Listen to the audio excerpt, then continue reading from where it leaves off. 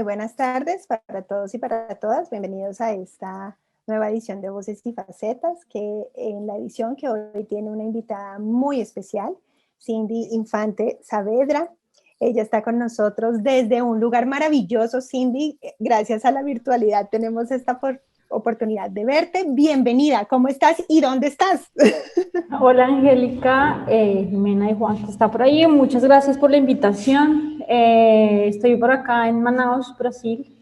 Me vine unos días largos para variar un poco y pues acá estoy con mis vecinos que son un poquito orgullosos y me escuchan por ahí. Me disculpo de antemano que gritan mucho los señores. No, pues por aquí también hay bastante ruido, pero bueno, no pasa nada. Bienvenida, va a ser un espacio muy lindo. Gracias por aceptar esta invitación, que para nosotros es un gusto tenerte. Ilustradora apasionada, Cindy, ¿verdad? Desde siempre, como desde muy chiqui. Entonces, yo quiero preguntarte algo, porque apareces justamente así como aquí en nuestra presentación, y es Cindy Elefante. ¿Por qué Cindy Elefante? Cuéntanos. Bueno, eso es una historia un poquito larga, entonces si me estoy extendiendo, háganme señas de alguna forma, porque en realidad es desde chiquita, cuando era muy chiquita, no sé, cuando uno está como en transición, no sé cuántos años tiene, pongamos de 5 años, tiene uno por ahí. Sí. Y yo estaba estudiando en un colegio mixto y a mí pues siempre he sido muy inquieta, muy brincona, me gusta como jugar, intrépida, me decía mi hermano montándomela. Y en el colegio había unos troquitos en los que a mí me gustaba como saltar y cantar y saltar. Y una vez había caído un aguacero y pues yo pues no sé por qué se me ocurrió saltar en los tronquitos y pues eso quedó súper resbaloso. Me fui de jeta contra el planeta y me pegué en la nariz y empecé a sangrar. Me faltó la parte más importante y es que había un niño de mi curso que se llama David Durán que me la montaba muchísimo.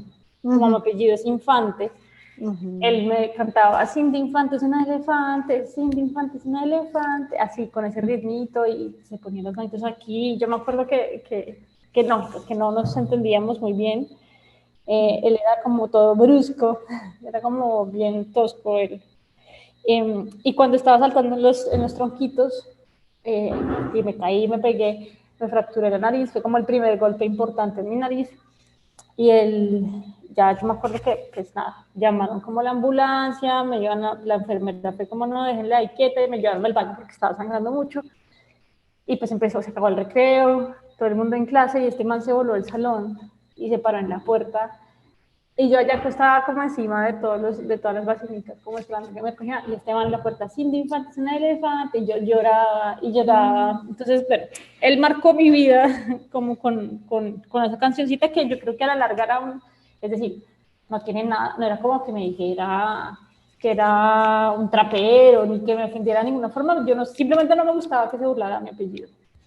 Luego pues seguí creciendo y, y pues también me gustan mucho los deportes y pues siempre he jugado fútbol, tenis, baloncesto, tenis de mesa. Y pues no sé, en baloncesto siempre hay momentos en los que uno pone las manos así para recibir el balón. Y si uno no está mirando, un balonazo a la cara y tú. Entonces empecé a pegarme mucho la nariz coincidencialmente. Y jugando con mi hermano a karate kid en la cama también alguna vez me hizo esta patada voladora como de la grulla esa que era de la película, me reventó la nariz, entonces le pegué muchas veces en la nariz y mi mamá me decía, el día que usted deje de jugar fútbol, yo le opero la nariz. De 15 años de regalo de 15 era como, si usted deja de jugar fútbol, le opero la nariz. Y era como, pues yo no voy a dejar de jugar fútbol. Pues me gusta todavía el día que juego, me apasiona un montón y era como, pues si ese es el precio, pues simplemente no va a pasar. Pero mi mamá también me transmitió como ese trauma, ¿no? Como las mamás, yo creo que sin querer transmiten un montón de traumas. Como de que mi nariz no era linda y yo a veces como que me achantaba. Igual me seguí pegando a la nariz, me seguía importando 5. Y un día en la universidad, en mi juventud, dejé abierto Facebook en la biblioteca y aún antes que le hacían esas bromas, como antes era diferente, pero me le hacían esas bromas. y a uno le escribían en el muro como soy una tonta y me gustan comer moscas, no sé, cualquier cosa. A mí lo que hicieron fue cambiarme el nombre, perdón, cambiaron el nombre y en Facebook me pusieron Cindy Elefante Saavedra. Y cuando yo me di cuenta dije como, pues no me parece tan grave y pues si alguien quería como molestarme por eso, pues lo voy a dejar. Y así lo dejé. Y desde ese momento empecé también como con el tiempo a dibujar más elefantes, a mirar más elefantes. Y hoy en día pues los utilizo muchísimo como alter ego. Es como una forma de despegarse un poco como de ser rol autobiográfico a veces y poder como dibujar a través de él. Y cuando iba a publicar mi primer libro, Elefantes en el Cuarto, yo ya tenía mi página web que es www.cindyelefante.com y tenía varias cosas como Cindy Elefante, pero todavía no había publicado mi primer libro. Y me acuerdo que fue una charla que tuvimos con Giuseppe Caputo y Giuseppe me decía, usa Cindy Elefante, cuando él estaba de coordinador, director cultural de la Feria del Libro. Tuvimos esta charla que fue este año en el que salió Elefantes y fue muy lindo Giuseppe y él fue como uno de los, como que me empujó un poquito a apropiarme de eso y después como revisando todo lo que venía atrás y como tomar esos defectos y esas burlas de la infancia como para salir, pues nada. Para salir y construir, porque la presentación que tú tienes al respecto de los elefantes en tu página es muy bella. Y hay una que tienes que dice, la vida es cuestión de equilibrio, y justamente el elefante está como sobre la trompa. Y eso es un mensaje muy significativo, pues porque así como en la infancia somos crueles, hacemos sentir cosas terribles a los demás y en nuestro entorno, también tenemos como esa reconstrucción desde lo que es no tan admirado, no tan querido, y ahora es una marca tuya, o sea, es una marca tuya, y creo que a través de Cindy Elefante, porque así apareces también en los libros que ilustras, ya creaste, ya determinaste también un tipo de ilustración.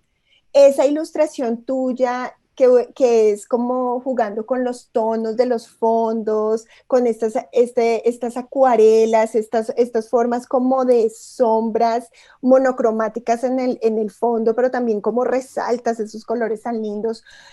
¿Cuál es la técnica que más disfruta Cindy para ilustrar? Esa forma en la que tú, porque tú dices que la ilustración es una forma también de contar historias y que desarrolla muchísimo como sí, la relación de la persona en su entorno contando una historia. ¿Cómo cuentas esas historias? ¿A través de qué técnica de ilustración? ¿Y cuál es la que más te gusta? La que más disfrutas. Bueno, por un lado siento que esa parte formal es, es algo que sale a partir de experimentación, de ensayo, de prueba y error. Y yo creo que en los procesos creativos, cualquiera que sea el proceso creativo, siempre uno tiene que estar como, voy a decir, como dispuesto a fallar, dispuesto a equivocarse, dispuesto como a intentar, y uno va sacando callito también, ¿no? Como Sí. vaya, siempre hay algo que corregir, siempre que hay algo que cambiar, pero eso también significa que uno está trabajando y que está intentando las cosas. Entonces, yo disfruto mucho ese proceso, si tengo tiempo, ese proceso creativo de explorar técnicas y formalidades pero todo eso responde también como a un concepto, ¿no? Entonces, yo personalmente creo que una parte muy importante es esa conceptual. No sé, por ejemplo, en el caso de Elefantes en el Cuarto tiene como un hilo narrativo en el que Cindy o yo estoy organizando mi cuarto y los objetos detonan memorias. Entonces, para hacer ese cambio narrativo también tiene una influencia en el color. Entonces, Sí. voy a dibujos monocromáticos en grises, que en realidad es una tinta Parker que se oxida y hace como que los dibujos sean más añejos, se vean más añejos. Entonces, digamos que yo siento que esas formalidades funcionan mucho mejor cuando están como a merced o a disposición conceptual. Entonces, yo trato mucho de ser consciente de esas decisiones, de pensar en paletas del color, por ejemplo. No sé, digamos en el caso de chicas asustosas, pues como era un público juvenil, me interesaba que usar colores primarios como un color amarillo bien fuerte para que llamara bastante la Sí. atención. Y ahí bueno, a mí me costó muchísimo, yo tuve y tengo todavía, pero ya nos reconciliamos, pero al principio tenía una pelea con el dibujo, porque pues yo llegué a artes visuales y en la carrera pues estaba con compañeros muy duros, muy duros, que eran súper buenos en dibujo figurativo, representativo, proporciones, tonos, todo perfecto, y yo, pues la verdad, nunca fui la estudiante 5 de artes, y peleaba muchísimo con el dibujo, y fue a cuestión como del tiempo de encontrar referentes, de buscar, de entender, de ver todas las posibilidades que ofrecía el dibujo, como entender que el dibujo es una forma de ver el mundo también y que uno tiene como que ejercitarla, así como, no sé, el que hacía más planes del colegio y tenía la letra más bonita, le funcionaba, si uno no estudia nunca, pues la letra salía más fea, pues igual es con el dibujo, que a veces también me gusta compararlo con el deporte, hay que ejercitarse a diario para poder mantener como esa línea, esa forma, que a veces uno siente también cuando uno, no sé, se metió en un proyecto y trabaja 6 meses seguidos y tú paras 4 meses, el dibujo cambia, el gesto cambia. Ajá. Entonces, pues eso, me gusta muchísimo hoy en día, quiero mucho mi línea, no creo como en el buen dibujo hoy en día. Entonces, y pues fue a partir como de un montón de referentes que el primero que me estalló la cabeza fue Quentin Blake, cuando supe que Matilda era un libro, una Sí. película originalmente. El Eso, ilustrador de Roald Dahl. sí, y pues ahí me enamoré de Roald Dahl, sigue siendo uno de mis escritores favoritos, me encanta. Y pues ahí de la mano con Quentin Blake y con ese dibujo que yo, cuando me lo mostró mi profesora, que quiero mucho, que se llama Diana Castellanos, me lo mostró por primera vez, fue como, es que mire lo que se puede hacer con una línea suelta. Y yo miraba esas manitas, esas narices, y yo decía, pero eso se puede, y era como, sí. Entonces, claro, esto nació como de toda una formación académica de entender, de pelear, y así yo creo que con el paso del tiempo y después cuando tuve la oportunidad de hacer una maestría también como en ilustración, se me estalló el proceso creativo porque me gustaba muchísimo. Es algo que me interesa demasiado. Por ejemplo, no sé, cómo ver los referentes, cómo utilizarlos, cómo incorporarlos en tu proceso. Y de hecho mi tesis fue sobre el proceso creativo.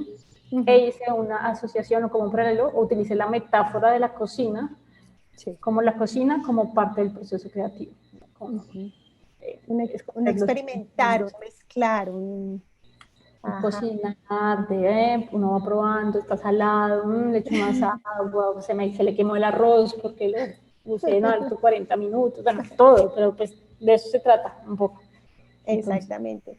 Y nos hablabas, bueno, estudiaste artes visuales en la Javeriana y también tuviste pues esta bella oportunidad de ir a hacer la maestría en ilustración de libros infantiles en Cambridge, que es una maestría muy bella y estás ligada a la línea de la creación bueno, de libros infantiles, libro álbum, libro ilustrado. ¿Por qué ilustrar para niños? ¿O será que solamente los niños son los que leen estos libros? no, no, yo creo que La primera. somos muchos, sí, no. No, pero digamos que cuando yo me gradué y estaba buscando como una maestría, uno de mis primeros miedos, digamos, yo no estaba segura de escoger esa maestría precisamente porque tenía esa diferenciación, que era como ilustración de libros para niños. En ese momento yo pensaba como, no, pero ese es un círculo muy cerrado, me parece que es demasiado específico, pero lo revisé y lo revisé y lo revisé y dije, bueno, no, pues nada, igual hay muchos proyectos que tengo que coinciden como con las especificaciones del pensum. Y cuando fui, pues además en un país pues como Inglaterra, que tiene tanta tradición en el mundo de la ilustración, saber que de pronto podía, pues no estar más cerca de Quentin Blake, pero sí de Roald Dahl, pero sí, digamos, hay una tradición muy fuerte de dibujantes, de ilustración, de grabado, de portada, bueno, de todo, entonces era como estar más cerca y eso fue como, la maestría sí se llama así, pero a ellos les interesa como más que enfocarse solamente en ilustración infantil. De hecho, el director de la maestría, que se llama Martin Salisbury, dice como todos los que llegan acá, llegan todos al principio queriendo hacer libro álbum. Y cuando se dan cuenta de todas las posibilidades que pueden existir en el mundo de la ilustración, es como muchos siguen insistiendo con el libro álbum, pero hay otros que empiezan a encontrar los alfabetos, allá les llaman a los libros de capítulos, como los que tenemos acá de Torre de Papel, eh, y como el de Siete Gatos de Chicas Asustosas, les llaman chapter books. Ajá. Los abecedarios, las rimas, como todas las posibilidades que hay dentro de la ilustración, y hasta el mismo cómic. Y hay un profesor que me inspiró un poco también, que se llama, ahora se me olvidó el nombre, y tengo su rostro en mi cara, en mi cabeza. Alexis Deacon, que él ha Ajá. hecho varios libros ilustrados, él tiene un perfil, él hace libros para niños, pero también hace cómics para Noble, que es una editorial inglesa muy chévere. Y es como uno no necesariamente tiene que estar encajado como en un perfil, no de hago solamente libros para niños, sino el abanico es gigante y uno puede dedicarse a hacer muchísimas cosas desde la creación de imágenes. Y lo has hecho, tus proyectos son muy variados, ¿no? Desde la ilustración de chicas asustosas que nos estabas comentando, pero también todas las ilustraciones que has o con las que has trabajado para diferentes organizaciones son muy bonitas. Y todo esto nos permite pensarnos también que la ilustración es una forma de narrar no solamente concebida para los niños, sino también los adultos disfrutamos muchísimo de la ilustración. Y la ilustración, lo que comentas, es esa forma de narrar también experiencias y mundos. ¿Cómo es ese proceso, Cindy, en el cual ilustras una historia que está creada por un autor o una autora? ¿Cómo es ese diálogo que ustedes tienen que tener, por ejemplo, como en el caso de Chicas Asustosas, en el cual haces la ilustración para el texto de Miguel Mendoza, ¿verdad? Sí. ¿Cómo es ese proceso creativo? ¿Cómo es ese diálogo que hay entre autor-ilustrador, autora-ilustradora? ¿Cómo funciona? Y si de alguna manera, yo siempre he tenido esa pregunta, y si, o esa curiosidad, y si de alguna manera sientes que hay cierta linealidad que debe seguir, o hay libertad también como en lo que quieres expresar. Bueno, yo he tenido la fortuna de encontrarme con editores muy chéveres y con escritores muy chéveres que no que le dan a uno esa libertad de la que hablas. Ujú. Entonces, ese primer momento en el que uno coge el texto y lo lee, ya era como un montón de imágenes, y bueno, yo creo que es esto que al final sucede en todo el mundo, solo que yo creo que pues tengo herramientas para poder transmitir, pues, convertir esas imágenes en mi cabeza en algo tangible, digamos, o algo que se puede reproducir en un libro. Entonces, en el caso de Chicas fue como, mira, este es el texto, Uh-huh. y es como, ah, bueno, listo, pero tienen como, no, lo que quieras. Y yo igual hablé con Miguel y le decía como, me daba un poco de angustia porque yo le decía, como, tú ya tienes como personajes pensados, te los imaginas de alguna forma, y él me dijo, no, pues sí, pero eso soy yo cuando estaba escribiendo las historias, me las imaginaba. Uh-huh. Pero es tu proceso de ilustración, es tu forma de verlo, de entenderlo y de transmitirlo, dale. Entonces, ya con esa luz verde, tanto del escritor como del editor, fue como... Y en los otros proyectos con los que he trabajado también, eso como que no es esa camisa de fuerza, ¿no? Como cuando uno trabaja en una agencia que le dicen como necesitamos una ilustración de un elefante azul que Uh-huh. esté mirando hacia abajo y transmita tristeza y que llore. Y sí, nunca, afortunadamente, he tenido que lidiar como con esos proyectos como tan de Uh-huh. tarea, tarea, tarea, y siempre he tenido como esa libertad de adaptar y de transmitir las sensaciones que yo percibo cuando leo los textos. Entonces, pues es muy chévere. Es muy chévere. Y cuando yo leí Chicas, pues mostrarlas, no sé, hoy en día yo a veces tengo como esa pelea, como cuando uno crece, también a veces le pintan a uno el mundo todo bonito, y la verdad es que el mundo es duro, que todos tenemos defectos, que no todos los cuerpos son iguales, que no todas las pieles son iguales.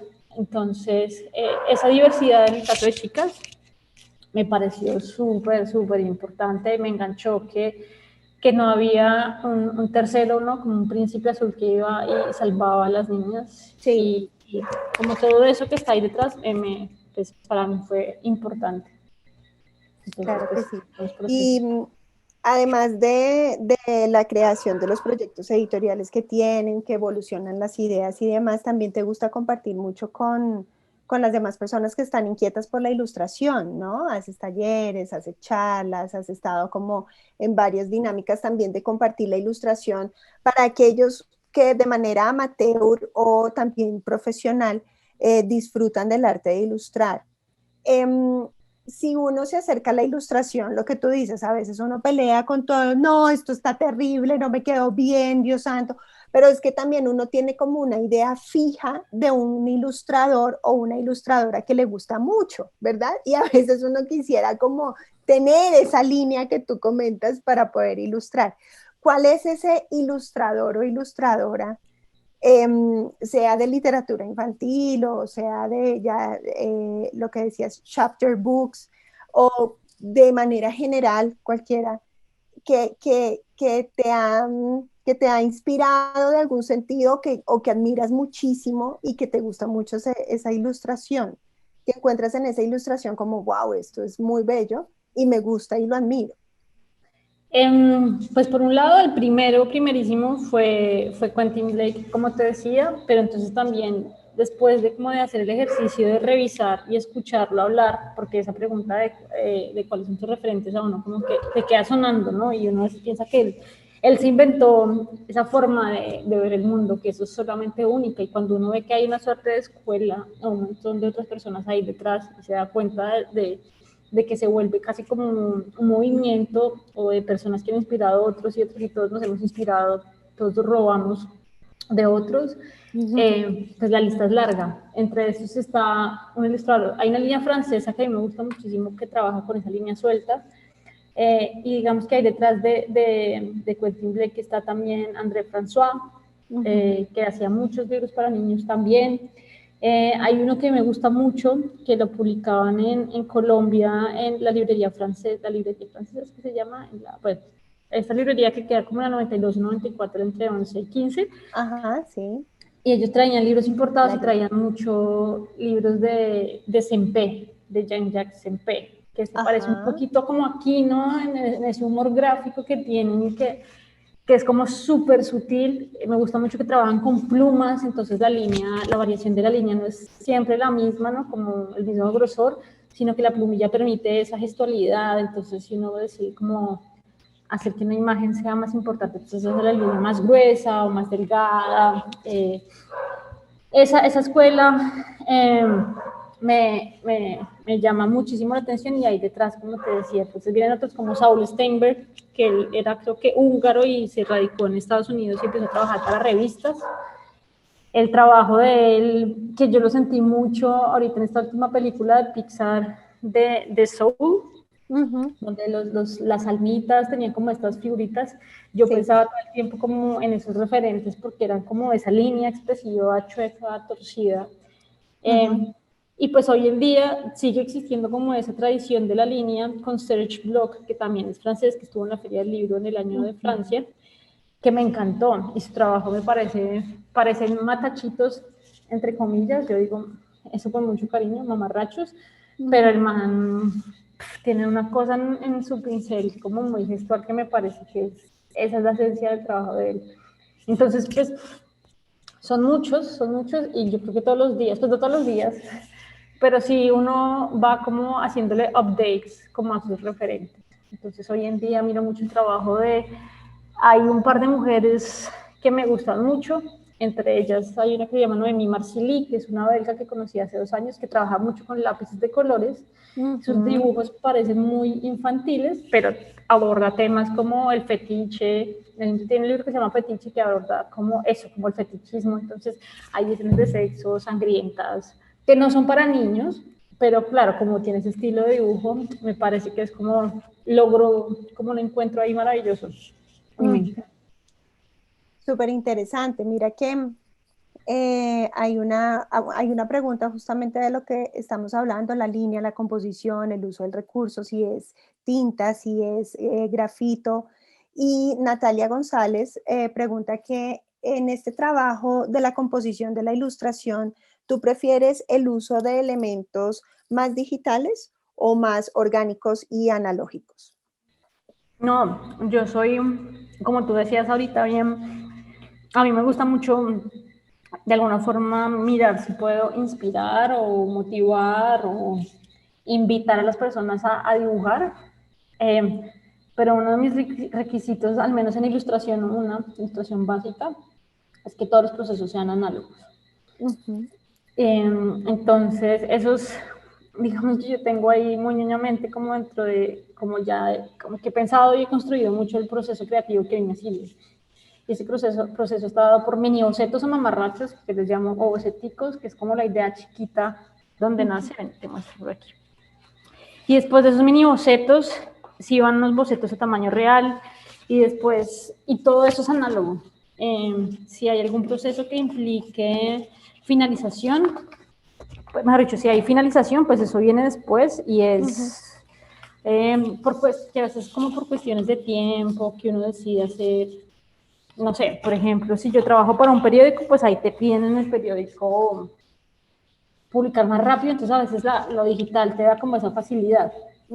Pero igual mi proceso siempre empieza como así, en matachitos chiquitos, en los que hago la composición, y es donde yo creo se empiezan donde uno está realmente pensando en la imagen, en qué va a pasar.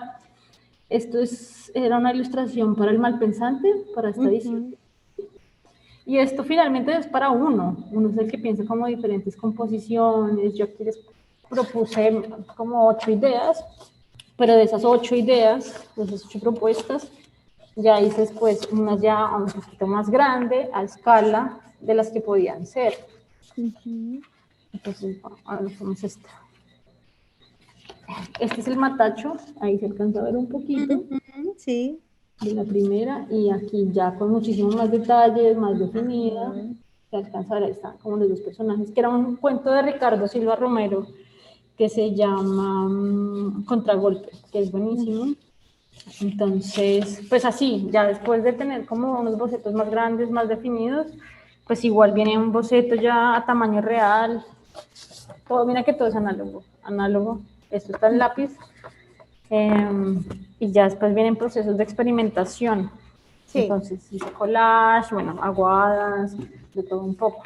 Entonces, o sea que para hacer ya la propuesta como tal, son muchos pasos los que has dado antes, has mezclado, has mirado lo que decía la receta, ¿no? Entonces mezclas, miras, cambias, es un proceso largo. Todos los días estás dibujando, todos los días haces ilustración, estás trabajando en proyectos. Sí, casi. Casi todos los días, porque hay unos que tengo clase todo el día, entonces pues ahí, ¿no? Y hay días en los que, claro, para muchas personas es como, ay, voy a dibujar, voy a colorear, voy a hacer mandalas, este es mi hobby, no, este es mi trabajo. Entonces a veces uno no quiere trabajar, ¿no? A veces uno se cansa de trabajar. No voy a hacer una sola raya hoy. A veces eso pasa, ¿no? Porque pues sí, yo ya no lo veo como, pues yo hace rato no lo veo como un hobby, lo veo como, pues por un lado sí me gusta mucho, pero también es lo que pues, te demanda también mucho.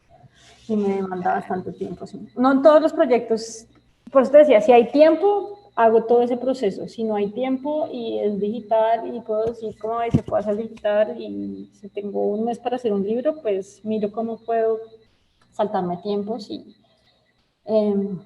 lo bueno y lo malo de lo digital también es importante mencionarlo, es que a veces uno cree como, súper fácil porque no tiene el control Z forever and ever, ¿no? Uno puede ahí, pero lo malo es también que este proceso de edición y de corrección se puede volver eterno. Mientras que tú trabajas con, yo que sé, acuarelas, intentas y hasta que encuentras. Pero en lo análogo, o sea, se te puede acabar el papel, la acuarela y ya. Pero en lo análogo, ¿qué puede pasar? Se te acaba la batería, conectas y sigues y sigues. Entonces, un proceso que perfectamente se pudo haber demorado media hora en aguadas, en color digital se te puede venir 2 horas porque no estás convencida. Todo el tiempo estás como cambiando, corrigiendo, modificando, mirando. Ok, a las ilustraciones, así como a las narraciones, también se les da cajón, como dicen los escritores. O sea, se dejan reposar un ratico y después se miran y ahí ya se cambia y eso es súper, súper importante porque sí, es igual que cuando uno ha leído tantas veces un párrafo, uno le ve todo perfecto y dice como, no, sí, yo estoy haciendo aquí, esto acá. Igual con la imagen, uno está súper convencido que está usando una paleta de color y te vas a dormir, lo dejas ahí 2 días y vuelves y es como, uff. Claro. Entonces, no, esta imagen me quedó, digamos, a mí me pasa mucho que lleno las imágenes de detalles porque me obsesiono. Entonces hice una imagen el otro día, una ilustración para una revista, y estaba yo solladísima con el tema, y era como, ay, pues ahora voy a hacer por aquí vaquitas, y entonces, ay, voy a hacer estos árboles, y busqué árboles, estos árboles, y lo llené, y estaba feliz, me acosté a dormir, el otro día lo vi, y era un masacote de cosas que yo dije, uff, ok, no, hay que parar y hay que jerarquizar. Total, claro. Sí.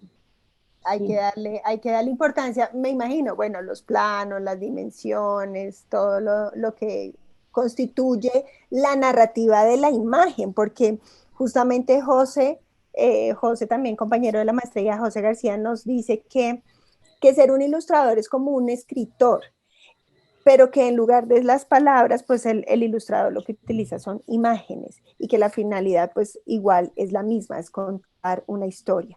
Y él pregunta qué es lo clave que debe tener una ilustración para acompañar un texto de literatura infantil particularmente. Lo más importante es eso, como, a ver, yo siento, y esto es un debate que podemos quedarnos acá las 2 horas sobre eso, pero yo siento que a veces se ve como al dibujante, al ilustrador, como un obrero, ¿sabes? Como, ah, tengas el texto, hágalo. Y yo soy partidaria de los que son autores, tanto el ilustrador como el escritor son autores, hay un Vale. ejercicio actoral en los dos. En ese orden de ideas, teniendo eso en cuenta, yo siento que el ejercicio del ilustrador no es no inventar, ¿no? La casa, el texto dice, en la casa verde de la montaña lloraba ella, y entonces, ¿qué hagamos? Hagamos una casa con una señora llorando. No, el ejercicio de la ilustración es complementar ese texto, ¿sí? Como que haya una narración, en algunos textos lo llaman como de un matrimonio en el que se complementan texto e imagen y no que se vuelve como la casa verde, la casa verde. O sea, a menos que sea como un ejercicio de libros de infantiles que el niño está aprendiendo a leer y pues necesita ciertas cosas, la manzana y la manzana. Eso es otra cosa, pero en un ejercicio de ilustración, para mí sí para mí, yo creo que para los editores es súper importante que el texto y la imagen se complementen, como un ejercicio de contrapunto que si no sé si también existe dentro del lenguaje escrito, que sí existe también como en la música, pero ese contrapunto es clave, como Ese ritmo que lleva, ¿verdad? Y eso que mencionas es muy importante porque pues está en esta relación palabra-imagen, pero que también hay textos de literatura infantil, álbumes, libros ilustrados, que esa relación llevan al lector a preguntarse y a cuestionarse sobre lo narrado. Pienso, por ejemplo, en Este no es mi sombrero o Este no es mi bombín de John Klassen, This is not my hat, que la imagen no va con el texto, no va con el texto.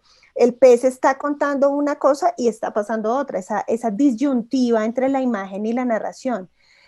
Cuando un ilustrador hace eso, cuando un ilustrador decide, por ejemplo, la casa verde donde llora la señora y es la misma casa la que llora, ¿qué crees o qué te motiva para tomar una decisión y qué experiencia le estás proponiendo al lector? Porque es que hay un lector del texto escrito, pero también el lector está convocado a leer la imagen de una manera bien importante.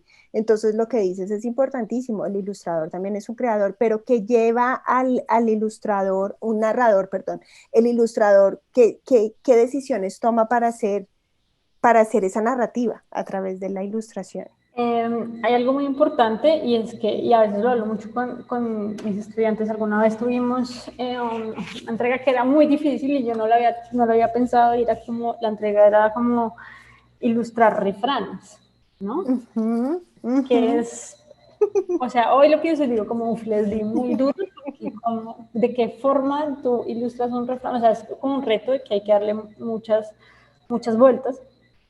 Y en un primer momento, y a veces yo les digo a ellos, un primer momento a veces funciona así, es como a propósito y exagerado, como en el lugar común, ¿sabes? Como en lo obvio, en lo evidente, es como mejor pájaro en cien, que es pájaro en mano que 100 volando. Ese es un buen momento de empezar, pero precisamente por eso yo creo que los procesos creativos necesitan ese tiempo de cocción, ¿no? Y por eso ese proceso de bocetación, en mi opinión, es tan importante, porque claro, una cosa es que yo lo tenga acá, otra cosa es que lo alargue y la composición me queda con un montón de espacio y lo que yo quería transmitir no está funcionando, entonces o la composición es muy aburrida, entonces hay que darle vueltas y hay que darle vueltas y a veces es muy importante tener esa otra mirada. Es muy difícil también a veces que uno quiere transmitir algo a través de la imagen y están supremamente codificadas y entonces es que no, como estás, como en la historia del arte, ¿no? Que uno es como, no, es que el perro significa lealtad, es que si el piso es ajedrezado es de tal momento y a veces, claro, si la gente no tiene como un contexto, las imágenes también pueden estar muy cifradas. Entonces, yo creo que hay que jugar como con lo evidente, lo obvio, y hay que darle muchísimas vueltas a las imágenes porque de eso se trata. Y yo creo que entre más, que por eso a veces yo les digo a los estudiantes, ¿cuántos bocetos se necesitan para hacer una imagen? Uno no es, estoy segura, ni dos, pero tampoco se puede. Pues si tienes toda la vida para hacer una ilustración, de pronto sí, pero, pero sí hay que darle como tiempo para que las cosas vayan teniendo saborcito y saber que lo que sí estás haciendo está complementando la historia. Ahorita que estoy trabajando con un libro, con una editorial, hay un momento en el que un niño se siente como muy triste, como es una escena en la que la niña que le gusta está bañando el perro y la niña le dice como, ay, digamos de Carlos, ¿a ti te gusta alguien? A Carlos le gusta esa niña que se llama Pepita. Y claro, Pepita le acaba de preguntar y como, ay, ¿a ti te gusta alguien? Y Carlos entra en pánico, ¿no? Y es como, entonces, claro, pensar a ti qué te transmite esa sensación, te vuelves muy chiquito como una hormiga o de pronto quieres que el típico de, a ver, trágame tierra, sí, como empezar a buscar esas metáforas y no que sea la escena de la niña lavando el perro diciéndole, oye, Carlos, ¿te gusta alguien? No, pues transmitamos con imágenes esas otras sensaciones que complementan el texto y como, ¿sabes? Como, que hagan como ese clic, en mi opinión, es importante. Y cuando veo que pasa lo contrario, pues, no sé, pues yo creo que es también válido, así como no hay un buen dibujo, creo que no existe el buen dibujo, pues creo que cada persona tiene como su propia forma de aproximarse a las imágenes de la manera que quiera. Exactamente, y de leerlas de manera muy diversa, ¿no? Diferentísima. Yo creo que la experiencia lectora, y bueno, yo trabajo con niños chiquitos, cuando ellos se acercan a una ilustración y uno dice, uy, esta los va a enganchar. No, algo pasó, no encontraron, no hicieron el clic, pero va uno y les muestra otra, y eso es mejor dicho, como que descubren el mundo, le cogen el sentido de una a la ilustración y eso es muy bello porque también les permite explorarse como lectores se exploran y como uno también de adulto explora a través de la ilustración muchísimo. ¿Hay algún libro de manera particular que tú digas es un libro ilustrado, es un libro que podría pasar para ser del público infantil, pero no lo es, que te haya dicho, que te haya cuestionado incluso a ti como lectora, cómo lees la ilustración en ese libro? Eh, no sé, es que hay varios libros, no sé, como El pato y la muerte, Ay, sí. que trascienden, ¿sabes? Que uno siente como, uff, esto es para un niño, y de pronto los niños, desde donde están parados, entienden, interpretan algo, y de pronto les parece lindo como ver la muerte, como, ay, una calavera, y ay, sí, tan chévere, ¿sabes? Pero uno tiene otra lectura, y seguramente un niño de 15 años tiene otra lectura.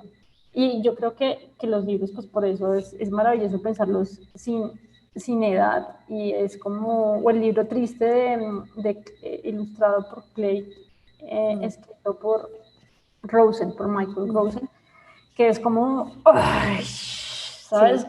Qué fuerte hablar como de la pérdida, de la muerte y todos estos temas, pero al final también siento que son temas que hay que poner sobre la mesa y que no, ¿sabes? Como que no. ni tratar a los lectores como bobos, y los niños no son bobos, y hay que utilizar como esos recursos para hablar de eso. A uno que leí hace muy poquito, que me lo recomendó una amiga de una editorial, que se llama Dorothy. O sea, el libro, primero tiene unas ilustraciones maravillosas, pero la historia también fue como, y es también como una metáfora, por supuesto hay referentes como del Mago de Oz, como por ahí, por los laditos. Pero no les quiero spoilear el libro, pero fue también como, son dos viejitos, pues se ven como personas adultas, mayores, que adoptan un tornado.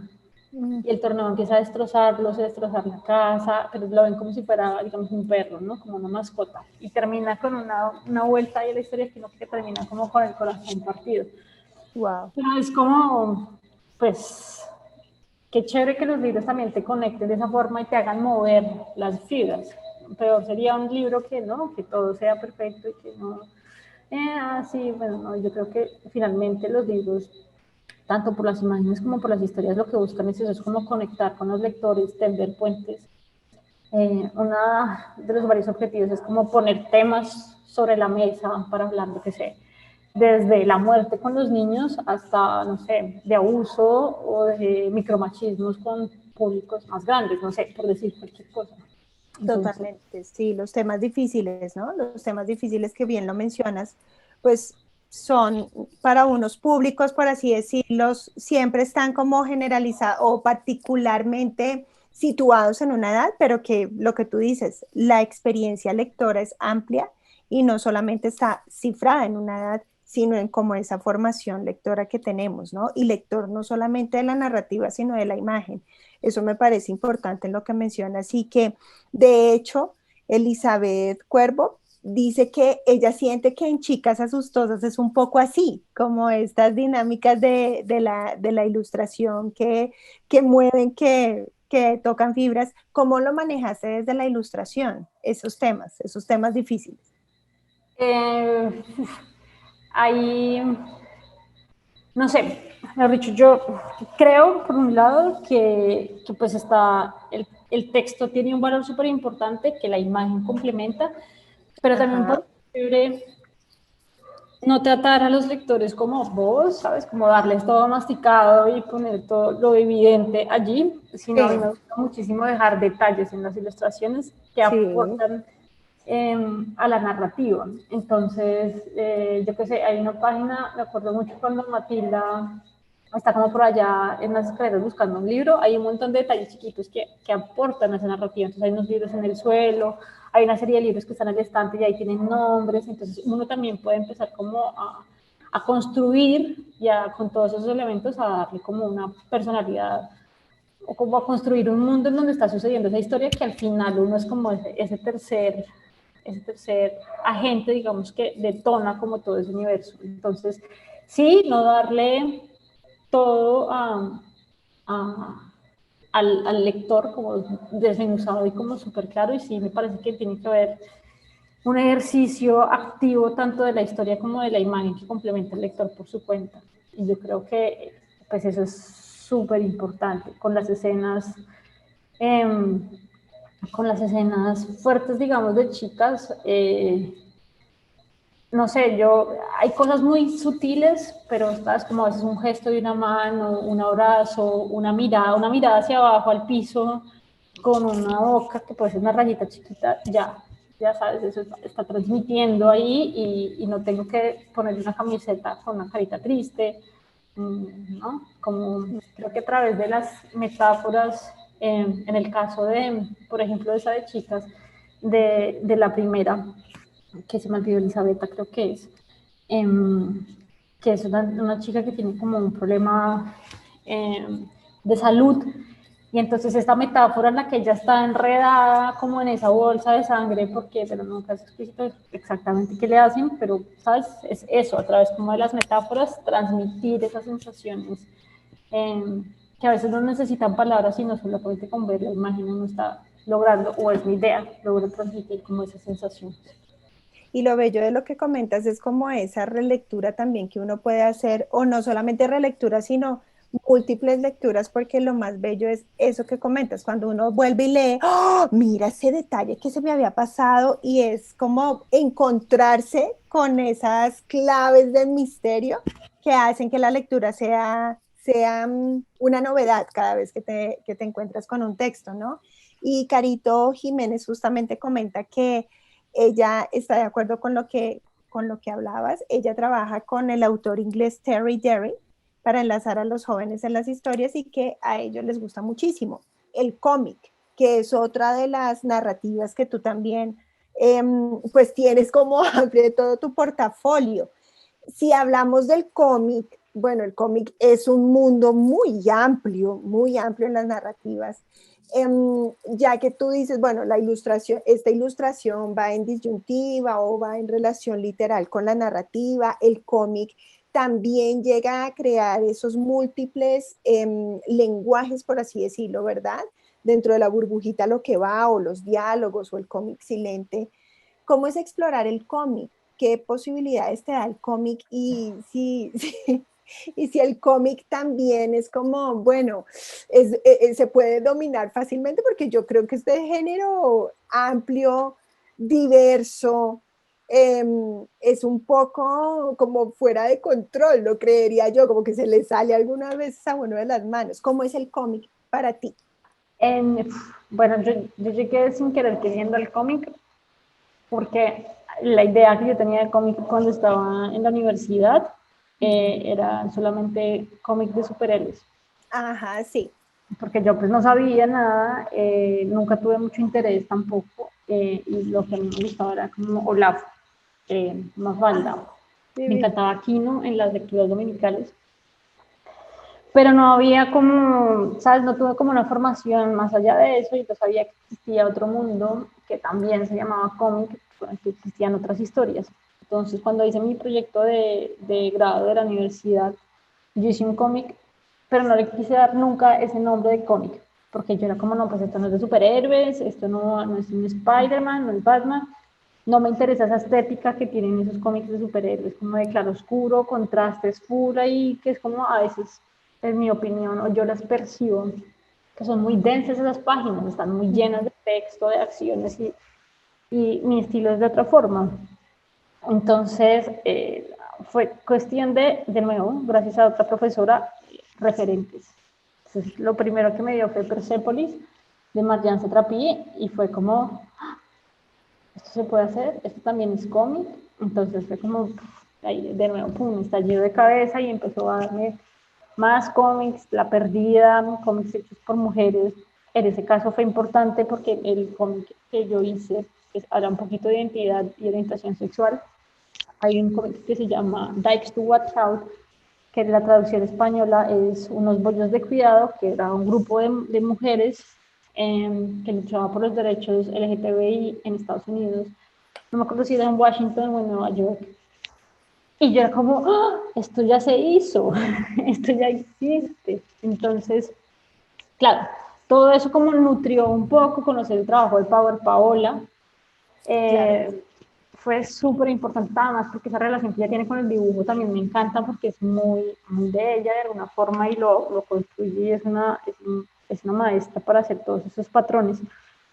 Pero entonces, así fue que llegué, como sabes, no fue como desde una formación y una pasión por los superhéroes, sino todo lo contrario, fue como a partir de una repulsión y de otros referentes, para poder empezar a crear. Está el gran reto de la secuencialidad, de la secuencia. Creo que funciona eh, como muy diferente, como este momento, ¿no? Como del pase de la página, digamos, en el libro álbum, que está como ese paso de la página, que igual también está como en los libros de capítulos, ¿no? Que a veces uno pasa la página y ¡pum! Te encuentras con una doble página o con un detalle. Pues al cómic, al ser todo el tiempo secuencia, secuencia, secuencia, secuencia, es un montón de trabajo también, o sea, tanto si sea un libro álbum como si sea un cómic, los dos procesos requieren lo mismo. Mini bocetos, un plan de páginas o de reptero, ¿no? En el que no es como una suerte de storyboard, igual para todos. Pero sí hay otra cosa como en el tiempo, ¿no? Que uno puede, yo siento que uno puede como experimentar un poco más con la secuencia en el cómic que en cualquier otro formato. Que además, por supuesto, como lo decía ahorita, si uno pone como al servicio de la narración herramientas formales, pues muchísimo mejor.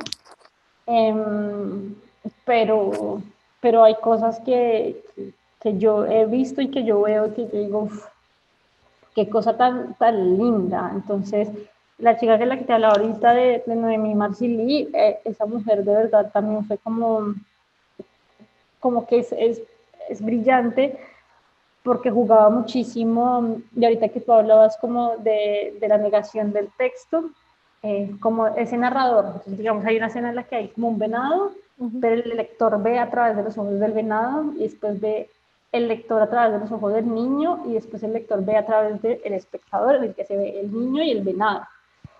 Y son cosas que parecen súper sencillas, pero yo estoy segura que detrás tienen un proceso como de, ya sé, voy a hacer esta imagen para que se vea como si la viera un venado, entonces la voy a ver daltónicamente, entre comillas, no sé si esa palabra existe, pero como verdes y azules. Y si es la niño, si la voy a ver a color, pero entonces va a ser todo más rápido porque como los niños son todos quietos, entonces va a tener esta resolución formal técnica.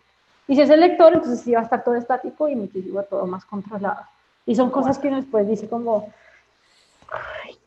sí, como de dónde sacan como todas estas cosas, y bueno, pues yo creo que eso sale como de la relectura, de la revisión con los editores, que eso es súper importante también, ¿sabes? Como tener a alguien que se tome el tiempo de leer tu trabajo y también transmitirte lo que sintió, eso es clave, porque a veces uno es muy caprichoso con sus historias, y es como, no, yo quiero contar esto, y quiero contar esto, y quiero contar esto, y a veces uno cree que lo está diciendo, pero no. Entonces, en el caso de Elefantes, a veces la editora me decía eso, me decía, es que claro, es su vida, son sus historias, usted las vivió, usted sabe cómo fue, pero el público no, entonces tiene que darles más información para que ellos para sepan lo que que se relacionen, puedan entrar como en conexión. Qué bonito eso que mencionas al respecto de la visión del editor, ¿no? Porque el editor, pues, no solamente entonces está enfocado como ya en la materialidad del libro, en la narrativa, sino también la ilustración que hace parte también de estos procesos narrativos en los textos. Y que tú mencionas como, bueno, esta es una relación de construcción.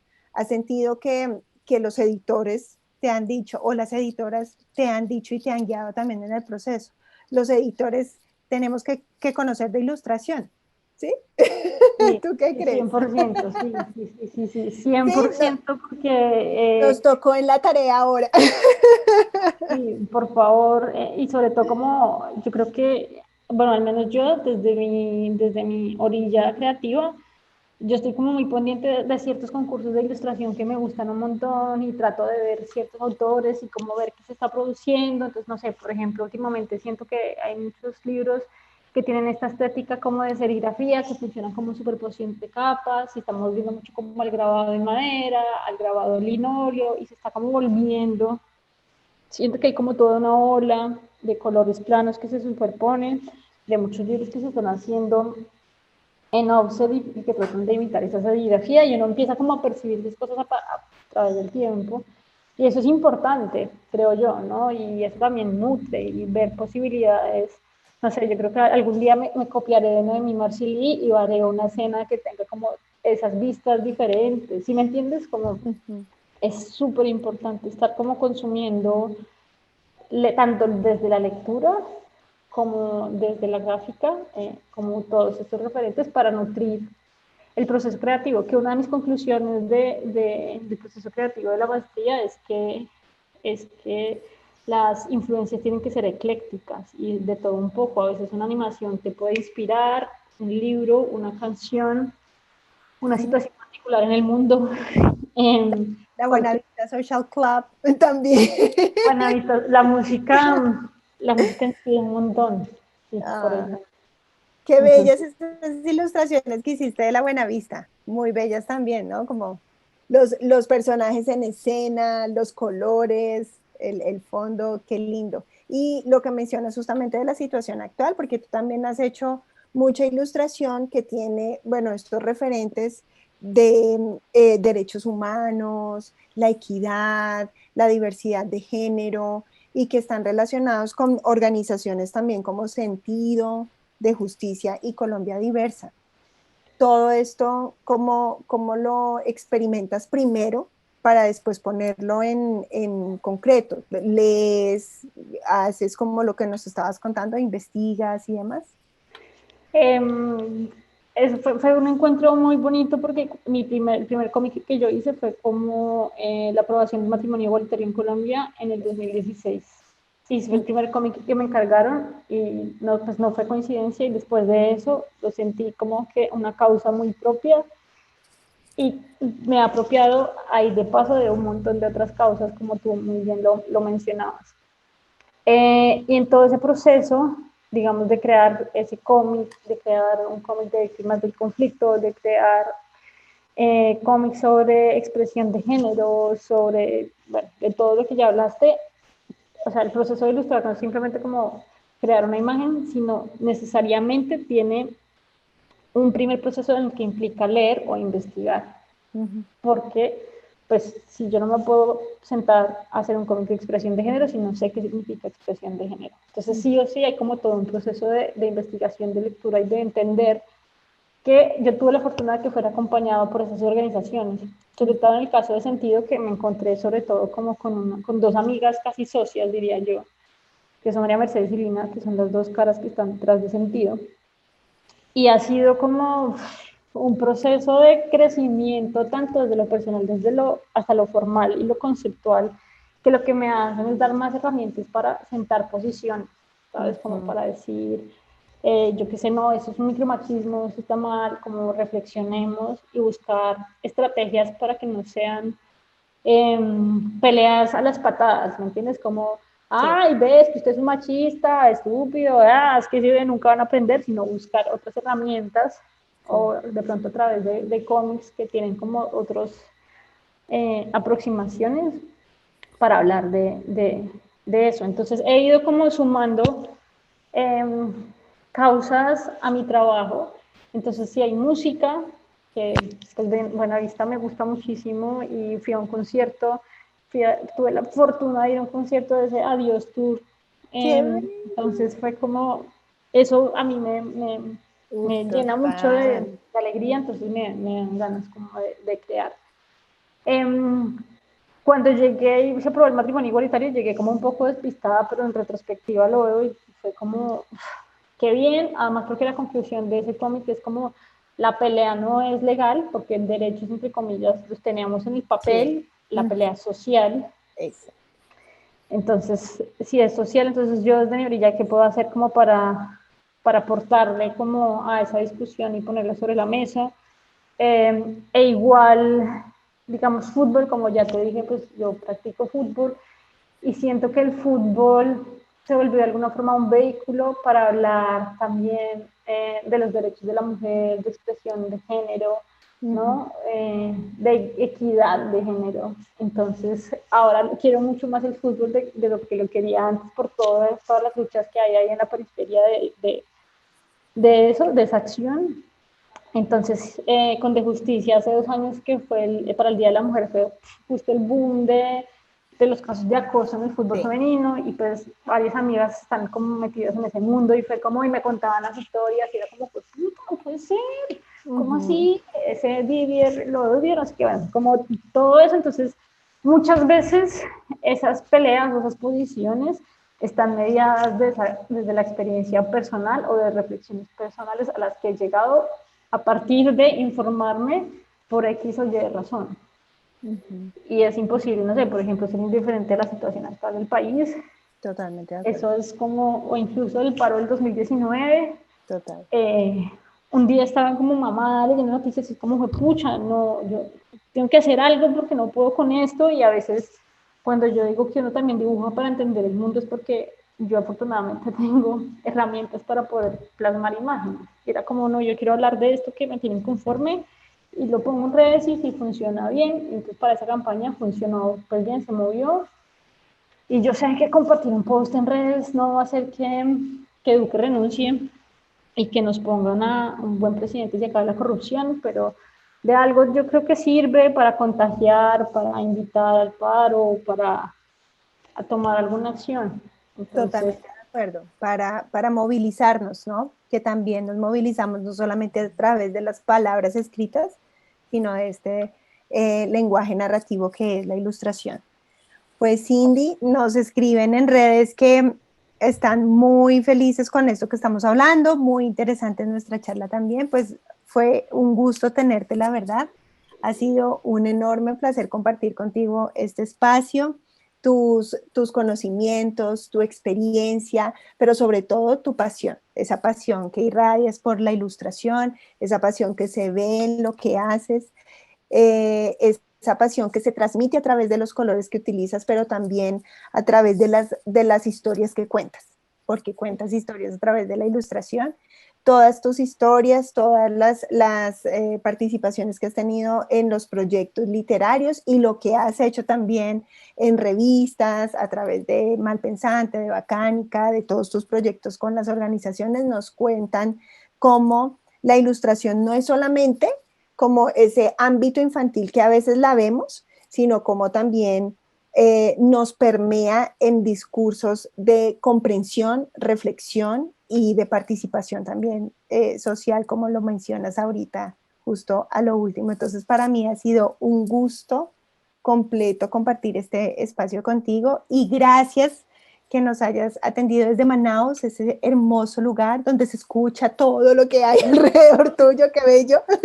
silencio no existe, eso no, acá no hay silencio, silencio es otro. No, ha sido una experiencia muy linda y bueno, pues aquí, bienvenida, si te podemos seguir molestando para tener estas charlas tan enriquecedoras contigo. Muchas gracias. No, Angélica, gracias por ese espacio y por todas esas preguntas que también, pues como que invitan a la reflexión desde el proceso creativo y desde lo conceptual y desde donde uno se para trabajar. Entonces, pues no, nada, gracias, ya saben dónde contactarme. Así es, Y pues nada, gracias al Instituto Cro y Cuervo también por este espacio y pues que se sigan abriendo más conversaciones así sobre sea. edición. Y pues éxito en los proyectos futuros, ¿no? Varios proyectos. Estaremos muy pendientes de tus proyectos también para compartirlos. Listo, Angélica, muchísimas gracias. Entonces, Gracias a ti, gracias al instituto, muchas gracias también a quienes participaron en el chat, a quienes participaron en las redes y pues por el espacio, Jimena. Gracias a Juan Sebastián por el contacto y Juan David, nuestro profe, que también está aquí. Muchas gracias a todos. listo.